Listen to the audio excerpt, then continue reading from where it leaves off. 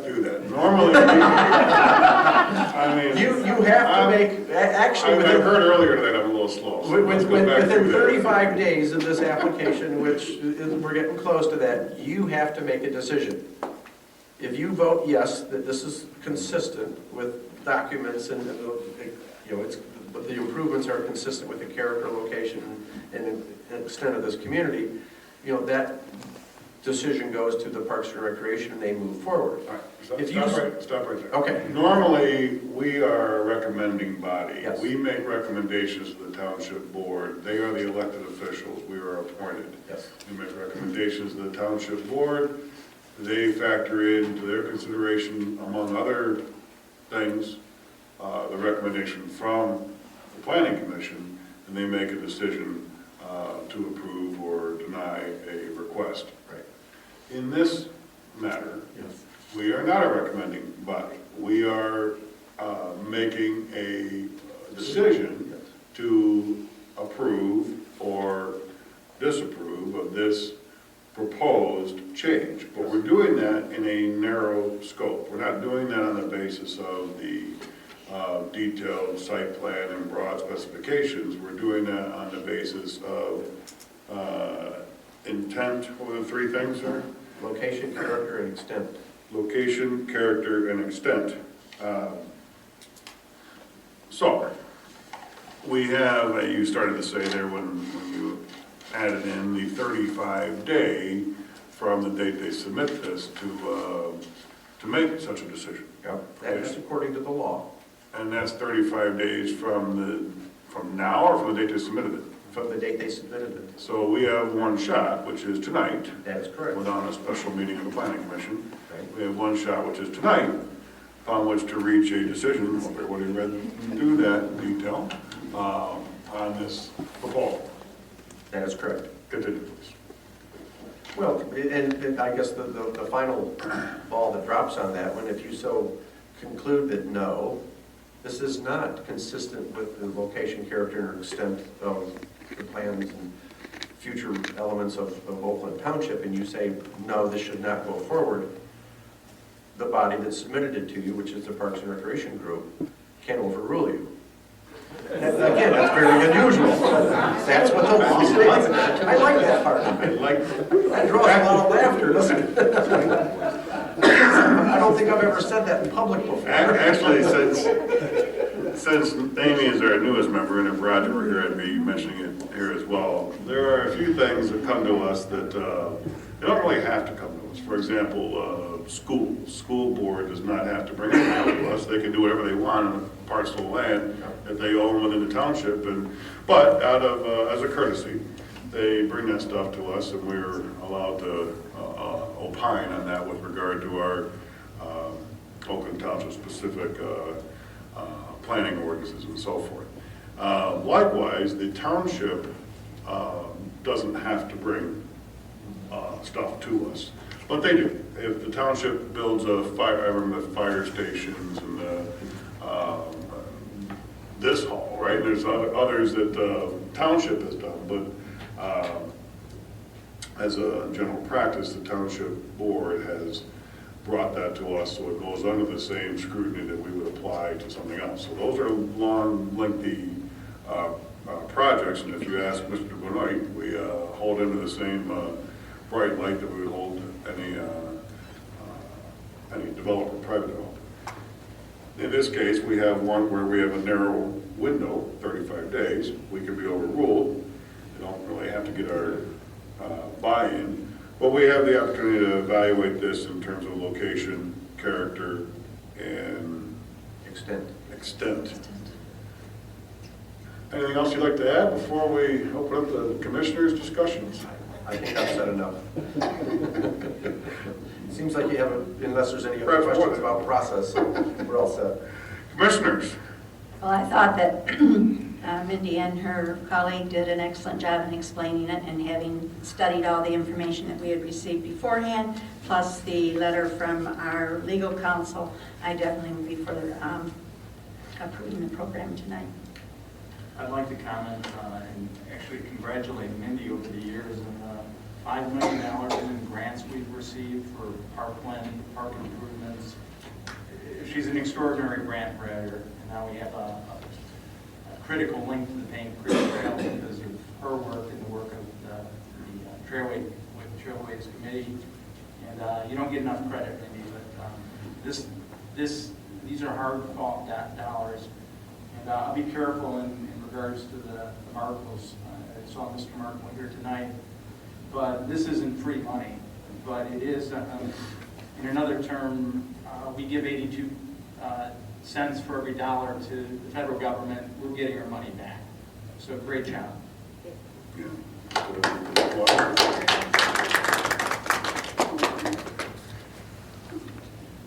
Yes, Janine, go ahead.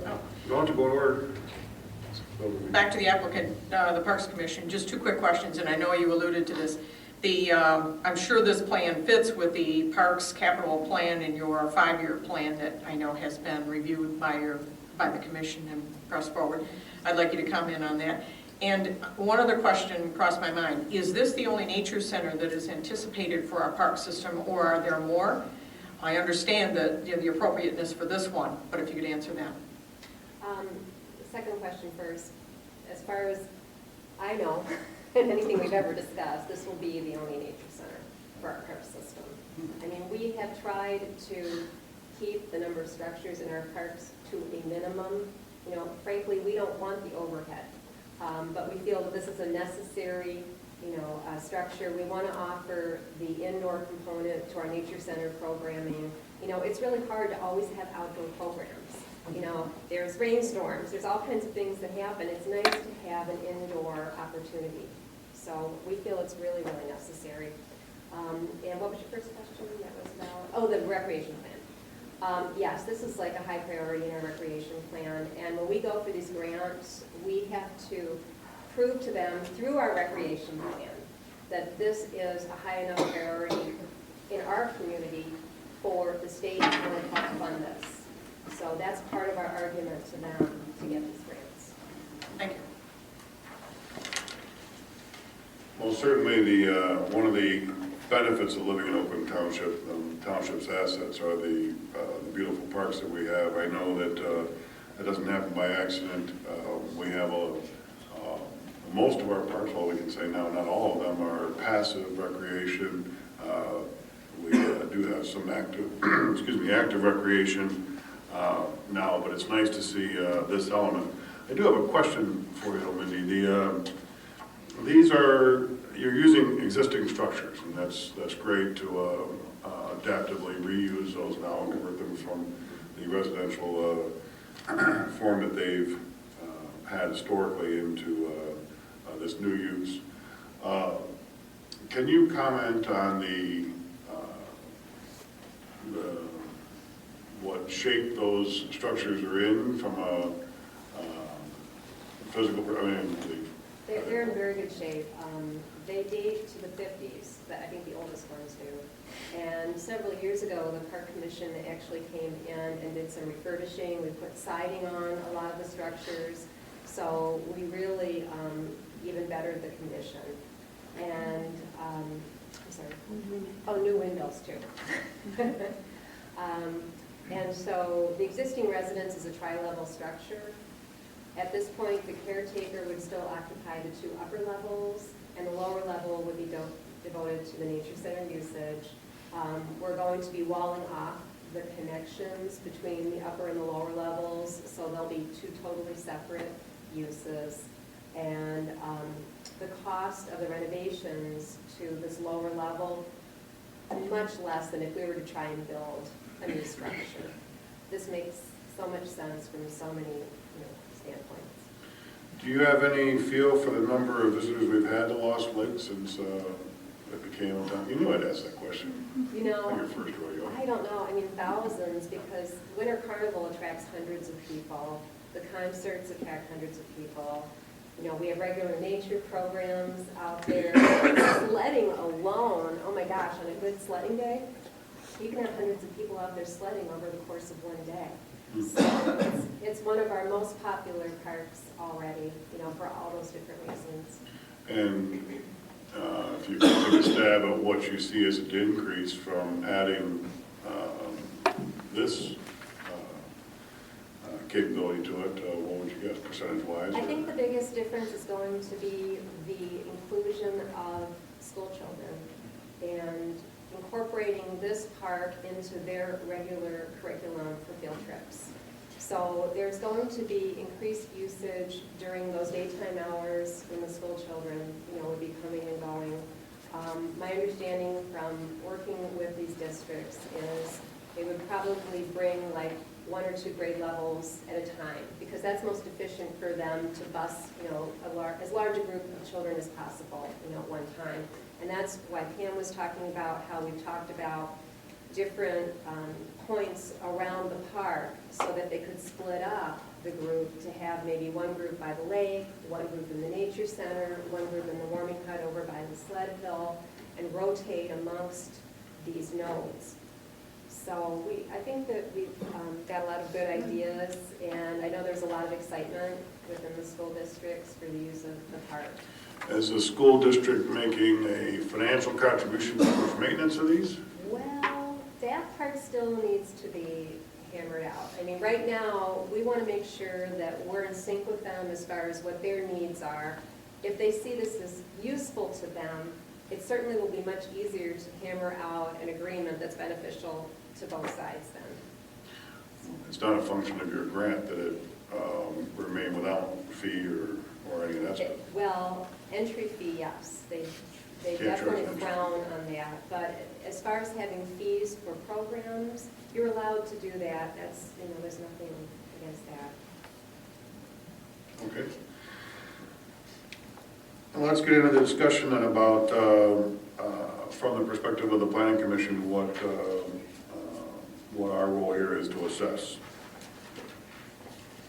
So we're looking at the location, character, and extent. Let's take the location. We're talking about a proposal to do something in Lost Lake Nature Park, but utilizing existing stuff. Any comment on that from the commissioners?